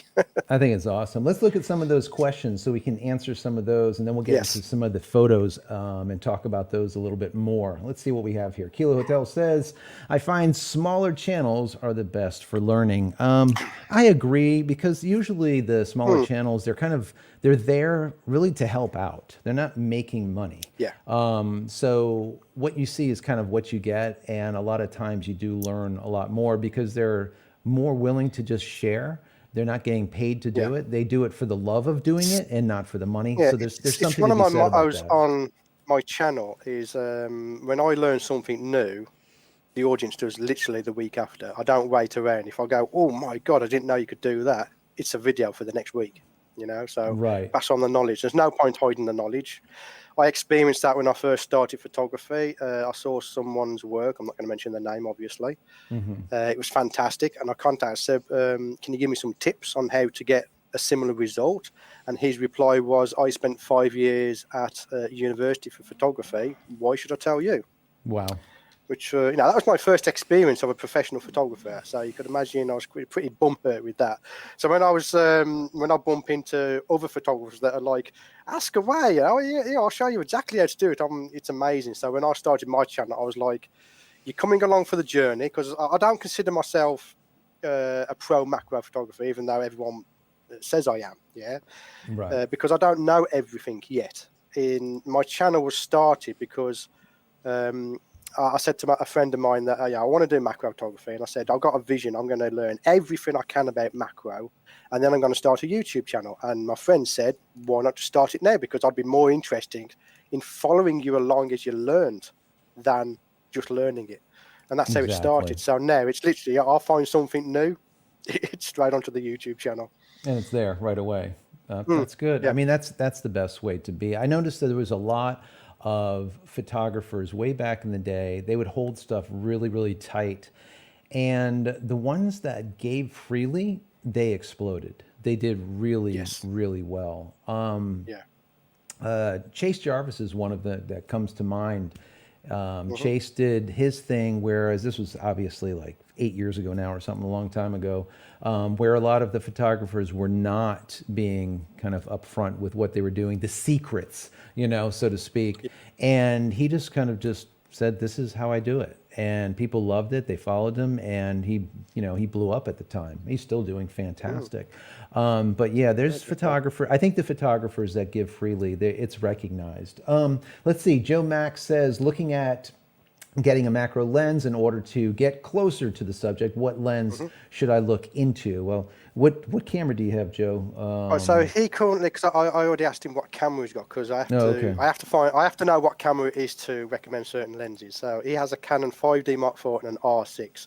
I would Does he? Okay. seriously look into the Laowa 100mm EF version. Okay, because although Laowa make fantastic lenses, there's only the EF version that has aperture coupling, which, Gotcha. in my opinion, is very important when it comes to macro. Not everybody will be skillful enough or want to use a full manual lens. So if you can get one that has aperture coupling, all that means is, you know, your aperture is wide open when you're focusing, so it's letting in more light and you can see what you're doing. And then when you take the picture, the aperture closes down. So that's great for DSLR, because if you are on a manual lens and close that down to say f16, you've then got to get a torch to light up your subject just to focus. Right. And the same goes for the mirrorless cameras. Now, although you can bump up the brightness of your EVF, the less light you have, the lower the frame rate gets in your EVF. So again, you've got to use a torch to bump it up. So if you can get an aperture coupled lens, it's so much easier to focus. And the only decision you have to make then is how close do you want to get? Right. So personally, I'd have a look at the Laowa 100mm 2x macro lens, and then if you need to get closer, like 3:1, you can pop on a Rynax DCR 250. It's like a magnifying glass that you can pop on the front of it. If you're not strapped for cash, you've always got the Canon MPE 65mm, because that'll do the whole range. That's it right there. That's the big. So what's the price on that? So on the premium glass, that you would say? It varies. Okay, so it's about £1,000, the Canon MPE 65mm lens. But Gotcha. if you're willing to go grey market, you can get it for 600. Wow. Okay. That's a 40% discount right there. That's a big difference. Yeah, it's a massive discount. This is grey market. Most of my equipment was grey market, apart from the Laowa, because they don't do grey market, unfortunately. And it's simply because I have faith in Canon. I've never had a piece of Canon equipment fail on me. And plus, Canon have a worldwide warranty anyway. So, right. Yeah, if you send it off to Canon and go, fix this, they'll go, nope, I ain't fixing that. It comes from China. Right. If you do your shopping around, I'm not going to mention any stores, obviously, because of legal reasons, but if you do shopping around, a lot of the stores will do the warranty themselves. So you send the lens back to them, then they send it back to China. So, I mean, if you're a wedding photographer, don't go grey market, because you're going to be without the lens for a month if it breaks, you know what I mean? Or probably longer. And then if you're one of these people where you want to save some money, you're not professional, so you're not earning a load of money through your photography, and if you have a problem with a lens and you're willing to wait, then grey market, you can save an absolute ton of money. My absolutely. 80D was grey market. That only cost me £600. My EOS R, that was grey market. My second EOS R is not grey market. I got that from a local store, because the second EOS R is for the YouTube channel. So obviously, if that breaks, I can't be without it. So obviously, I went local for that. That way, if it does break, I can ship it off and have it back within a few days and just carry on with the YouTube channel. In comparison to a few weeks, and then you're using your iPhone. Exactly. If this EOS R goes down and I have to send it back to China, I've got 3 other cameras up here I can use for macro photography. So, I wasn't really bothered. Yeah, that's not bad. But yeah, it varies. It varies where you live, to be honest. So I want to say that we're just over an hour and 15 minutes. So we're going to start wrapping up soon. But before we do, I just want to say I hope you guys have enjoyed this, number one. And don't forget to head over to Stewart's page, his website, as well as his YouTube channel. Go check him out. Definitely subscribe to him. If you're new over here, subscribe to this channel. You'll get a lot more of what you see here. And if you like the video, thumbs up it, because that will help the YouTube gods shine their graces upon what we're doing here, and then more people will actually be able to see the video. If not, these type of live... YouTube won't push the video unless people interact. So if you are enjoying it, just press the thumbs up, okay? That's it. Simple as that. So before we end it with maybe about 15 more minutes or whatever, I'm going to have Stewart give him a little 30-second speech again of who he is if you're coming in here late. And then we'll get into some more questions and look at a few more pictures before we end it. So you have the floor. Okay, so again, my name is Stewart Wood. I am a macro photographer and YouTube content creator from the United Kingdom. There you go, nice and sweet that time. Yeah, Short. I like it. I like it. Straight to the point. Straight to the point. Yeah, Let's I might take a start look putting that into my YouTube videos now. make it simple. Absolutely. So keep it let me simple. see. All right, we got one more picture here. I love this. Another one of these spiders. Now this one, I can see that for some reason he needs like a bath or something. He's got like, I don't know what's all over him, but he's got dots of, it looks like honey or something stuck all over him. So that, I believe, yeah, it's pollen. That's Is that what it is? Because that is actually a wild jumping spider. So obviously I don't retouch or a little retouch as possible. If there was a piece of pollen in his eye, then obviously I'd retouch that out because the eyes are the important focal point of the image. But yeah, that is actually Right. pollen because he's rustling through a flower. It gets everywhere, that pollen stuff does. Yeah. But yeah, that's what it is, and he's actually on a dried out leaf in the image. And of Yeah, it course, looks there's a fantastic. background card in there at some point. Yeah, you have a background card everywhere. I love it. Here's another one. This looks really nice, because you can see the drops, the refraction of the drops in this one. And as you say, obviously the eyes are the most important thing. So those are going to be your focal point. The sharpness Yeah. will be there. That's absolutely beautiful. Now, in that image, I slightly missed my focus point. It's slightly out. I don't know if you can zoom in on the eyes. You'll see it is slightly out. But there's a reason why I add this image to my portfolio. And that's because if you look closely, and you probably haven't spotted it until I tell you, he's actually carrying a water drop in his mouth. Oh, Can I you see it. that? Yeah. And it was behaviour I hadn't seen in jumping spiders before. And that is a wild jumping spider, by the way. It was out in my garden. So Wow. I was already doing the water drops, and you take a break, don't you? You do some photography, you take a break, you come back, and I spotted this jumping spider, and I'm like, I'm going to grab him. And I thought, I don't want to keep him too long. I mean, the most I've ever kept a spider in the studio is 10 minutes. That's the most. If I haven't got an image by then, I don't get an image. I don't care. Yeah. But I thought, I'm not going to clean the scene up. I'm just going to keep it as is. So I'll put him on there, and he ran along, picked up a water drop, and then carried on running. I'm like, what are you doing? So I snapped an image, managed to get one that is pleasingly in focus, I'll say. It's not perfect. And if you ever see the full size image, you'll notice that. But yeah, we've been carrying that water drop. I have to keep that in my portfolio, I've never seen it before. I think it's beautiful. I really do. I have now that one. Now this last picture that I have in this bit. This is that one from the R5. This is just. I mean, this is like. It looks like I don't even know, like a wolf spider, where it has like all. I mean, it's beautiful. This looks focus stacked. I mean, how did you go through this process? It's 5 image focused. I think it's 5 image focus stacked. Is it? And it's let me blow very this first up. There we shoot go. with the R5. I had a friend of mine who bought the R5, and he emailed me and said, do you want to borrow it for a few days for your channel? I'm like, hell yeah. Yeah. And cutting story short, I got that to our feet within 5 minutes, by the way. But anyway, I always say, right, you don't need expensive equipment to do macro photography. And I have a saying on my channel, right? The expensive equipment only makes it easier to get the shot. And with the R5, what I was able to do was, if I remember right, it's 20 frames a second. So 5 images, you're talking a quarter of a second. Right. That spider didn't have time to move. Right. Before I had 5 images, So if you are looking for a camera, I do know we have a question about mirrorless. I'll get onto that in a minute. If you are looking for a camera for macro, I'd highly recommend mirrorless for the simple fact you get focus peaking. So that it's a visual aid of basically where the sharp pixels, where the camera thinks the sharp pixels are, they're highlighted. So you've only got to move the camera forward till the spider's eyes highlight red or whatever color you've chosen. And then combine that with a high frame rate, you're going to get successful images like this because, like I said, that spider did not have enough time to move, basically. Done. That's it. Yeah, no, that, And I the mean, detail in the R5 is just, fantastic. It I really mean, was. look at the detail. Now, this is the R5. You have a ton of detail, but look, I'm going to get in closer and closer, guys. I mean, I just look into the eyes of this spider. It is craziness. I mean, you can see Now, the let reflection of me the let me hairs. get I on to mean, that.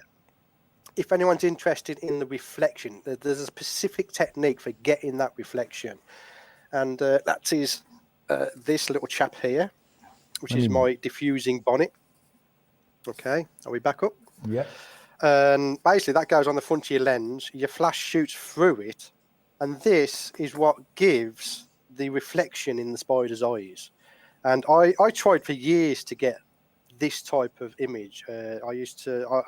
I watched Thomas Shahan's images, and I was always like, I want those type of reflections. And it wasn't until I got this bonnet that I managed to get it. And this bonnet, can I just plug the bonnet? Go ahead. I'm not bothered about Canon now because everyone knows about that. But this is it's a mum and pop store from Australia. They're called Crafty Bells. If you go to, I believe it's photoaccessories.au because they're in Australia. The homemade bonnet diffusers for macro photography, and it's singly the most important part of my equipment, believe it or not, because without that, I'm not getting the right light. And as Right. in with any photography, light is important, and diffusing it is very important. Yeah, that's And just gorgeous. to get those Absolutely. eyes like that, you have to have that diffuser on the front of the lens.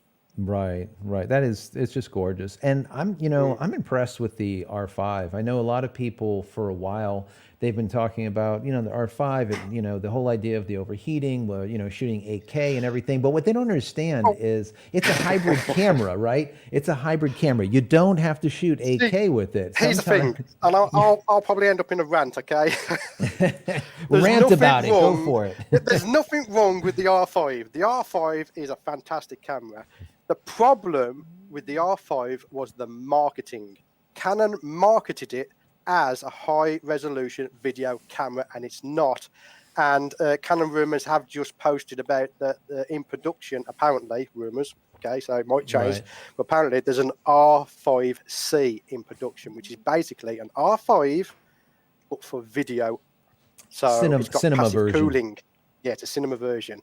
And I'm like, Right. yes, you know. Yeah, Obviously, but Canon are never going to put their hands up and say, we made a mistake. Your PR department made a mistake. You should have said, this is a 45 megapixel, high frame rate, stills camera. Oh, by the way, it also shoots yeah. 8K for Yeah. 10 minutes. If they did it like that, no one would have made a fuss. No one would have moaned. 100%. No one would have bitched. Yeah, Yeah, I agree so 110%. nothing wrong with, Yeah, nothing wrong that's with the it. camera. It's simply a marketing error on Canon's Yeah. side, So the basically. EOS R5, obviously it has the heat issues, but this R5C that they're talking about is a cinema version of the same camera, slightly Yes. bigger. The question that I have is they're saying that it's going to be passively cooled. Probably they're going to have plates in there to cool it, but does it step on the heels or maybe even the toes of the cinema line? The C100, 200, 300, 500, 700, I've which got is an a easy true answer for that cinema. for you. Canon What do you will think? cripple it somehow. They will cripple it, and They'll cripple it somehow. and that goes to the type of cooling, I think. So if Yes. they did the R5C as a passive cooling, so that it still can comply with 8K without destroying itself and melting into a pool of lava, if they go the other route and do with an inductive type of cooling where you have induction and exhaust, where Yeah. you're pulling cool air in, blowing it over the internals, and then exhaling it out, so to speak. Now all of a sudden we're falling into the range of stepping on the C series, and they will not do it. Canon is one of those companies, like you said, they will love to cripple it. If they need to, I they do will believe cripple it's it. active. I do believe it's active So they will have because that induction. See, here's the thing, right?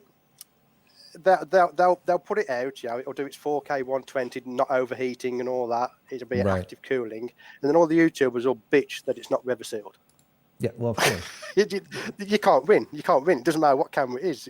No. You just can't win. You can't have it. You can't know? have your cake and eat it too. You're gonna either But have the from a YouTuber's perspective, from my setup, an R5C and an R5, those would be nice cameras. for what I'm Yeah. doing, and that's what's important. I mean, I don't do camera reviews. I do lens reviews, but not camera reviews. But at the end of the day, it's what's right for you. Right. You know, if Absolutely. it's good for you, then go for it. Yeah, no, I agree 110%. A lot of people will ask in the comments of some of the videos that I create, they'll say, so what do you suggest for this? And what do you suggest for that? And what's best for this? What's best for that?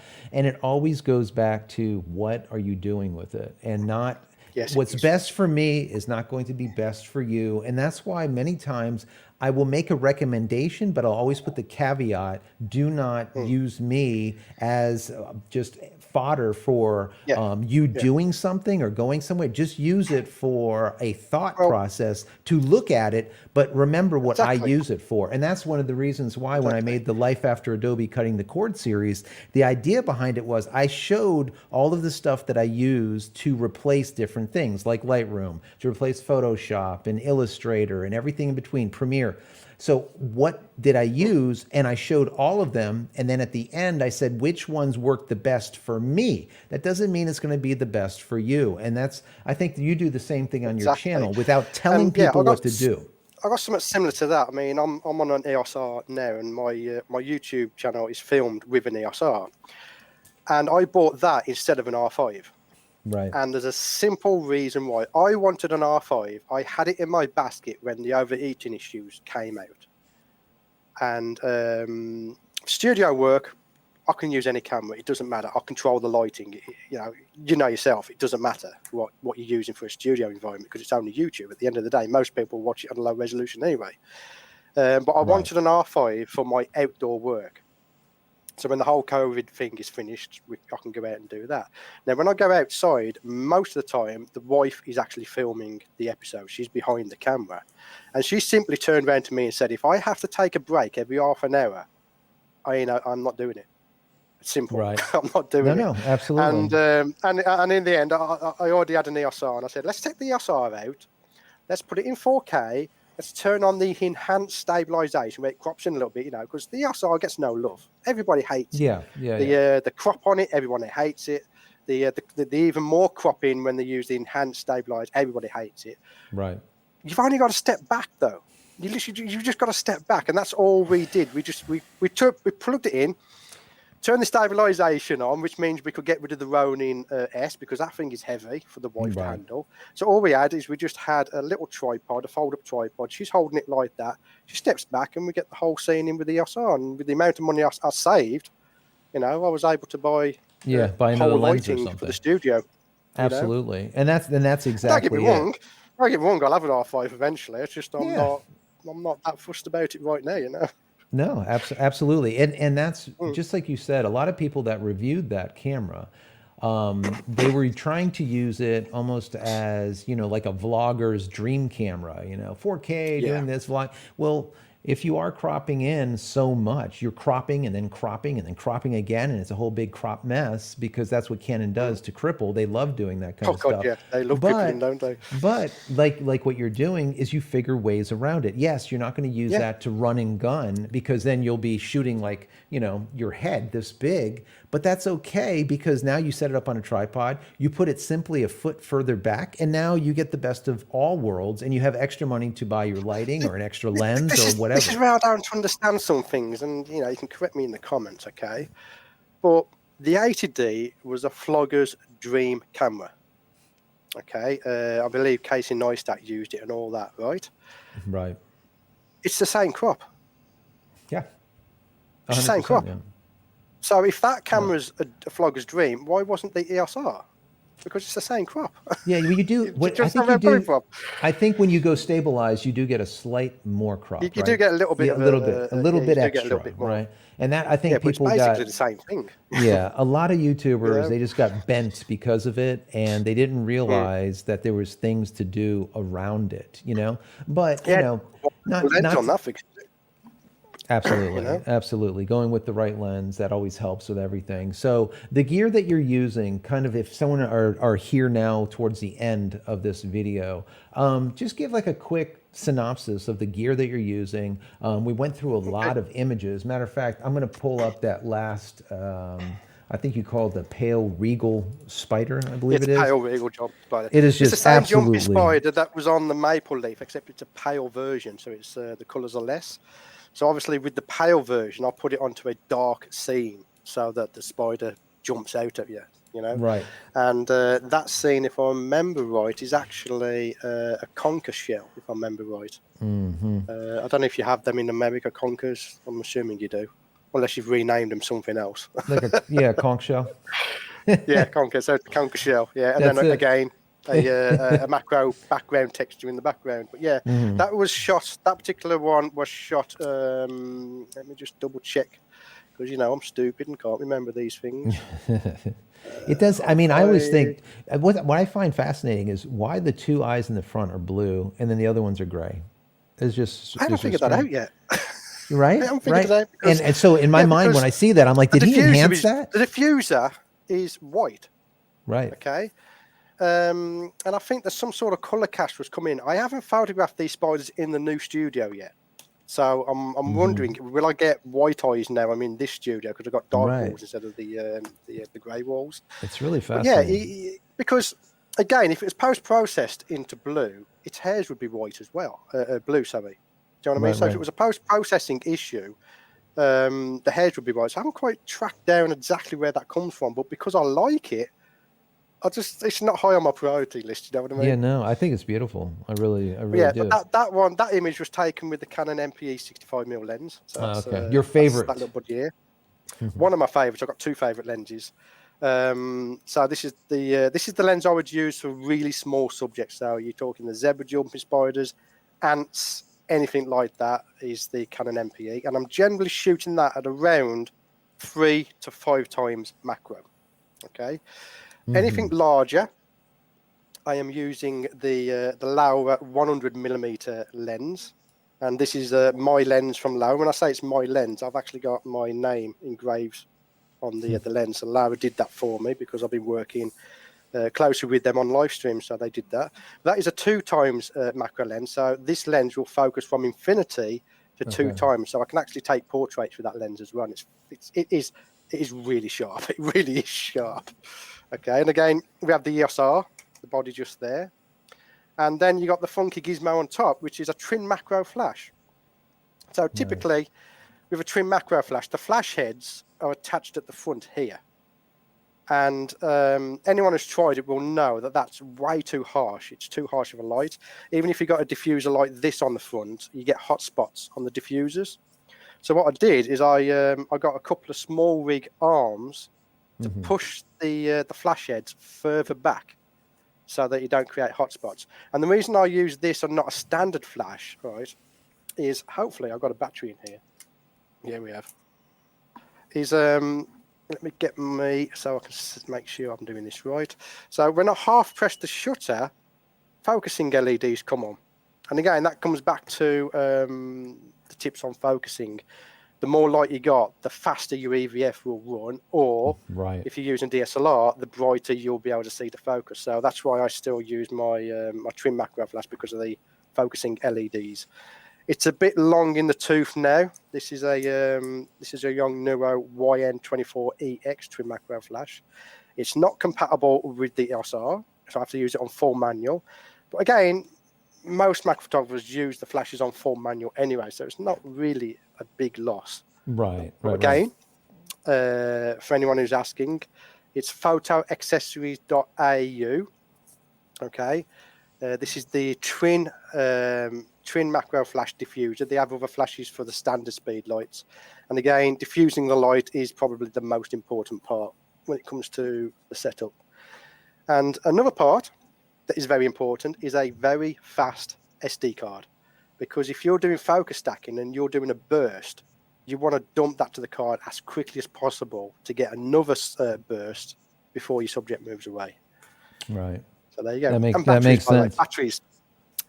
Let me just get these batteries out. I don't mention this far too often, to be honest with you. So yeah, batteries are very important. Endo Loop Pro batteries in my flash. That's and all a that fully I use. charged set of these batteries will actually keep up with the R5's 20 frames a second. So you set your flash to minimum power and it will keep up with the R5. So Right. if you It's want to funny go you say first that. ones, you can do that. I started using end loops probably about 10 years ago, and that's all that I Yeah, use. I did a I do. They're video. absolutely fantastic. Yeah, I did a video years and years and years ago, and I tested all the different batteries, and those are the ones that absolutely did the best. So if you guys Have you want to tested the get, IKEA ones? I have not. I have not. If I haven't anyone's a done bit any. strapped for cash, okay, and you want something like the endo loop batteries. Now, the endo loop batteries, what makes them special is they hold their charge. Right. So I can charge up the batteries now and then get them out in a year's time and still use them. They don't lose their charge like a standard rechargeable battery is. But IKEA do the same type of battery for half the price. I think you get 4 batteries for £5 from IKEA. Wow. I got a bunch of them for my lads' Xbox controllers and stuff like that. They're absolutely fantastic. They are. That's nice. That's nice. Let's see here. Let me see. JS says, did you explain focus stacking earlier in this video? So I guess how would you, or what software do you use for your focus stacking? I literally just use Photoshop. I'm not big into Okay. focus stacking at the moment. Again, if you wasn't watching earlier, my PC can't handle focus stacking very well. It dies basically. But if you keep an eye on my channel, I am actually in the process of upgrading that PC. We're just waiting for stock to come out, as everyone will know. There's no stock. So as soon as I can do that, I will be getting a new PC, and we will be doing focus stacking on the channel then, because I'll be able to record it and not have it just bomb out on me when I'm trying to record it. Yeah. No, But yeah, no, it's just simply absolutely. Photoshop for now.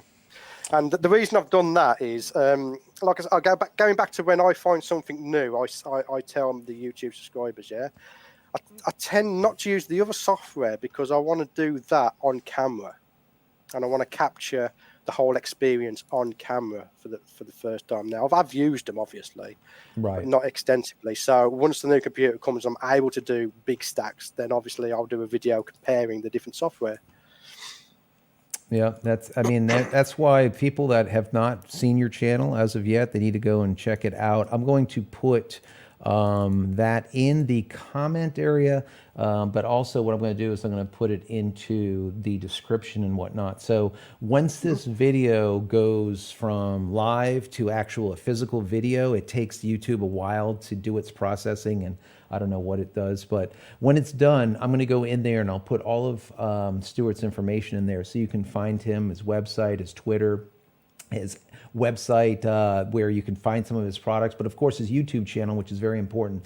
Go and check him out and subscribe. That would be awesome. So I'll put all of that stuff in there, and then maybe in the future I'll be on Stewart's channel and we'll hang out and talk Hopefully. about other stuff. As soon as the right? new computer comes, I have tried doing this thing in the past, and I was getting 5 frames a second. And it's like, people are not going to watch 5 frames a second. You know what I mean? No, I know it's not. But This again, stuff is not.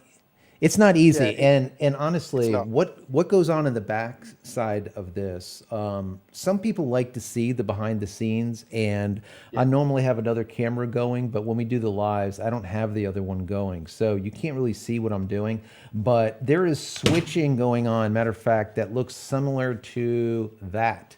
You see that? So all of the different scenes that you guys are seeing, they're being switched here on the fly on the iPad.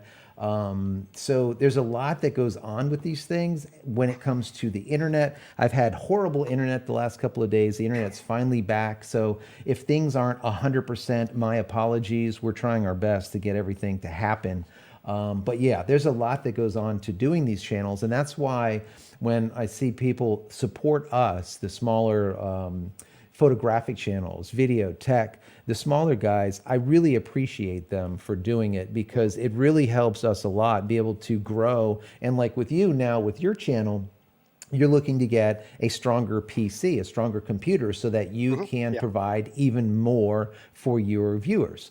Not that you know, to and be that's fair, I mean, apart from the focus stacking, there's nothing wrong with this PC at all. But I want to do more lives. I want to do live interviews with other macro photographers. And in fact, I want to do interviews with photographers that have influenced me over the years, not just macro photographers, but I physically can't do it with this current setup. So obviously I'm investing into that to bring my subscribers some more interesting content that's not just macro photography.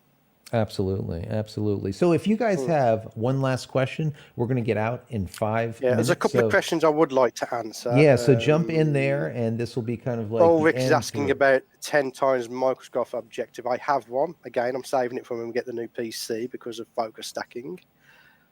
And Andrew Chris is asking, is using an R6. Does the EF to R adapter affect macro focusing?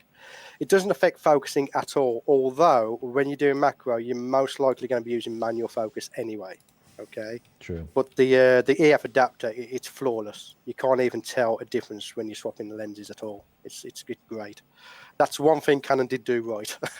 Yeah, no, no, I agree 110%. I remember when I first saw the very first Sony A7 when it came out, I was reporting for Digital Photography Cafe with Trevor Yeah. Current. This was back, I don't even know, 8 years, 10 years, I don't know, a long time ago. And we were in Manhattan, and we saw it at the Javits Center over there for Photo Plus Expo. And the Sony A7 was such a piece of garbage. I can't even explain to you. They handed it to us, the press people.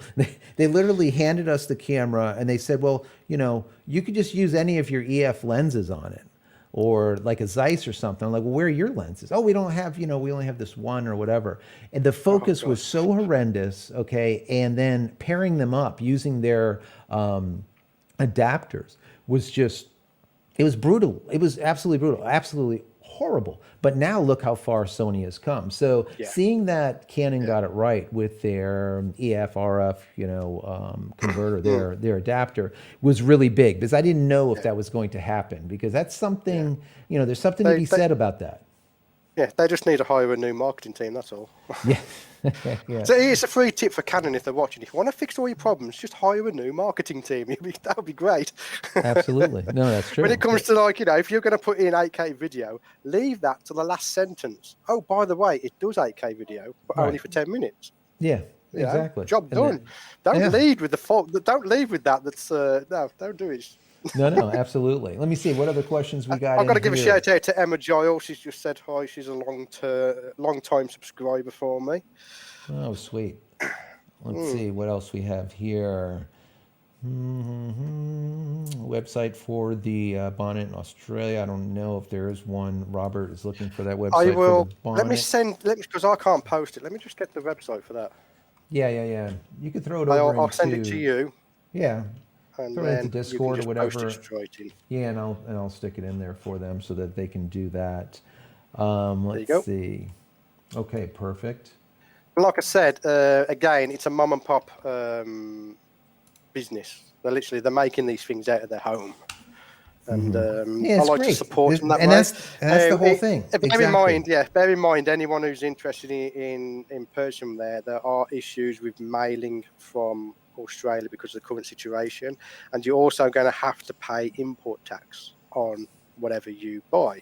Now, I just use just the bonnet, so you don't need the whole diffusion pack. You can get just the bonnet, but believe me, I would pay for this diffuser because it took my photography to the next level. If I don't sound too cheesy, That is a hella praise right there. You don't get that. yeah. But and that's one of the things that we're talking about. A lot of us help each other when it comes to the community. And I think that's really, really important, because the idea is you want to help the people that are actually helping everyone, in comparison to some of these big companies that are really not helping anyone besides themselves for the most part. So yeah, supporting the small mom and pops, I think, is a really big deal. Anyone who watches my channel will know if there's something I don't like, I call them out on it. I don't mince my words. Luminar, for instance, I did a video on them, and all it did was it kept crashing out and just crashing out, and I'm like, yeah, I'm on an 8-year-old machine, but Lightroom doesn't crash out. So, what's going on there? And then my friend contacts me. He's on Apple. His works perfectly okay, and I'm like, well, there's the problem then. Their Windows engineers aren't very good. Yeah. But yeah, I'm constantly calling people out for things like that. Yeah. No, did you see that? Grab a couple more of those comments that just came through, if you want, on the at the bottom of the chat window, and I'm going to start wrapping the other stuff up here. Take a look at those real quick. I'm going to bring up another one of your images here. So when we sign off, we'll have something cool to sign off with. So we got one question. I can't pronounce your name. I'm useless at pronouncing names anyway. But it says, what do you guys think about the composition at super macro magnification levels? I usually just take the advantage of shooting full frame and cropping it later in post. Wider field of view gives more depth of field too. Yeah, the wider field of view does give more depth of field. So if you can back off your camera and crop in a little bit, you can do that. But I generally don't crop in too much, because as you crop in, you're also showing the defects in the image. So noise and grain. As you know, I mean, even a 45 megapixel sensor, if you go into 100%, it looks like trash. It really does. Any image does. So generally, I tend to not crop in too much. Where I would crop in is if I'm using my Laowa 2x macro lens and I want to get, say, 3x, but I haven't got time to swap lenses, then I will snap a shot at 2x and then crop in to give an equivalent 3x macro on that. Yeah, I would like to add to that, saying that I've said this many times in the past, and I'll continue saying it. Get it right in camera and don't crop. And the idea behind that is many people will say, oh, I have a 30 megapixel sensor, so I have plenty of megapixels. But what they don't understand is as soon as they crop in 50%, their 30 megapixel camera just turned into 15 megapixels. And then they crop in a little bit more. All of a sudden, your 30 is turned into like 10, 15 megapixels. So, of course, it's going to look like crap. So a lot of people, they don't understand that. They think that when they take the picture, they can just crop in and everything is fantastic. That is not the case. Crop in the camera, either with your feet, move in, or with whatever you need to do. That's why we use macro lenses in comparison to using a standard lens. The only time I'll crop is if I have no choice, because the time it takes to swap lenses, even though it's quite quick on my system, because the front element just pops off the lens and then pops onto the new one, but in that time that bug could have gone. So generally I'll take a picture with my 2x and then swap lenses, and if I can get the image again, brilliant. If not, at least I got one I can fall back on. The only other thing that I would crop in with, if we take the water drop macro photography, is on these newer cameras that have you can correct me if I'm wrong, is it pixel shift? Yes. Where the sensor moves slightly to get a really high resolution image. And for that, what you can do is use a non-macro lens, bring the camera back so your depth of field is really, really large and get the whole drop in focus. You do a pixel shift of it and then crop in to get the macro look without having the horrible okay. Yeah, no, absolutely. So looking at this, my battery's gone dead. Hold on. oh, there you go. I mean, looking at this image, guys, I mean, this is a perfect, looking at this, you can see exactly where the depth of field is, how much depth of field. You can tell that this is not focus stacked at all. I think my camera's trying to tell you that we've gone on a little bit longer than usual. No worries. We can still hear you. It's all right. We can still hear you. That's okay. We're going to wrap up right now anyways. Yeah. So the closer you get physically and with magnifying as well, the smaller your depth of field is. So macro photographers, we're always struggling to try and get as close as possible, but also keep a larger depth of field. So this pixel shift technology, although I haven't used it personally, I know a friend of mine, Don Komaretska, who's using it. He's had some fantastic results using an f4 lens that's non-macro and then just cropping in afterwards, and that works quite well. But apart from that, I generally tend not to crop in as much as I can. Yeah, you just simply don't want to do it as little as possible. Let's put it that way. So, anyways, I want to say thank you for being here, because I think that a lot of people have got some amazing information from having you on. The images that you allowed us to show here on the channel are just absolutely beautiful. That video that you sent over, which was literally like milk, oil, and a couple of drops of it's stellar. It's just gorgeous. So I definitely encourage everyone to go over to Stewart's website as well as his YouTube channel and subscribe, because there's a lot of work that he's done. And there's a Every little lot helps. more. Absolutely, absolutely. And I Yeah. think he's just Like I before, said, a lot of the images that you've shown have behind the scenes video. and that's even So better, a so lot of my people can images actually are see. created on the YouTube channel. Yeah. In Absolutely. fact, the one with the jumpy spider and the R5, there's a video on my YouTube channel saying macro photography with the Right. R5, and it's the first time I did macro photography with the R5, and that shows you exactly how I produced that image. Absolutely. So, anyways, guys, just want to say thank you so much for being here. Once again, another JC Live here with Stewart Wood. Amazing. I love this. This was a really great, I think, live. Once again, this is going to turn into an actual video Yeah. whenever YouTube is done with it. At that time, I'll go into the description as well as the lead comment, the pinned comment, and I will put all of his information in there. So you can go and take a look at it, buy any of his wares, definitely go and subscribe to him. If you're new to my channel, subscribe. All right, hang out with me. I'm here sometimes 3-4 times a week. There's a lot of content, about 450 to 500 videos, I think, so far. So definitely subscribe. We'd love to have you, and we definitely want to get Stuart over that 30,000 mile I marker. got He's just about there. last time I looked, it was I think it was like 29,000. 233 more subscribers. There you go. We got to get Yeah. 233 more subscribers So for you to yeah, hit I'd that like to thank you 30K. for having me. I've enjoyed this, by the way. I Thank like you. doing lives. I don't do enough of them. Yeah. And we're at similar subscriber levels.